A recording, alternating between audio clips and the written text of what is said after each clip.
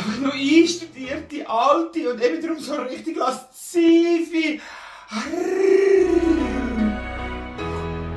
Anschaulich eine gute Erotik mit nichts weniger als einem finalen Gang am Master Sex. Ist das ja, vom 4 bis am 9 Uhr bei einer Liegenschaft hat es nicht mehr gegeben. Wieder mal ein richtiger Ganzkörpereinsatz gsi. Mit Grapschen, Glotzen, Schlecken, Streicheln und Berühren von Startschuss bis Steilanflug zum Schluss. Einfach durchriegeln und auf 180% den Ohr hängen.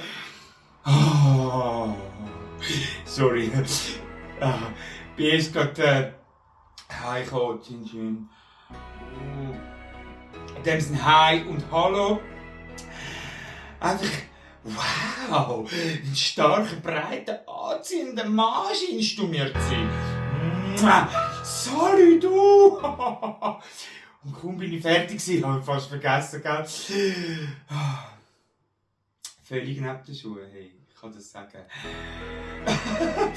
Hami, bist du jetzt? Nein, komm jetzt, nein, ich muss es erzählen.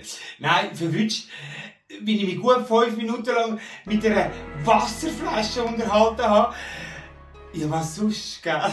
Nur um zu merken, zu allem alles im Grundteil war stilles Wasser. Oh nein, wirklich. Straight durch und weiter mit den Peinlichkeiten, Baby. Ich sag dir, dann hat mein Magen angefangen zu streiken und querschlagen. Ich sag dir, Boy, Durchfall und Alzheimer sind schon eine unangenehme Kombi. Rennst ständig, hast aber nie eine Ahnung, warum und wohin. Uiuiui, einfach gern löschen, next. Ja.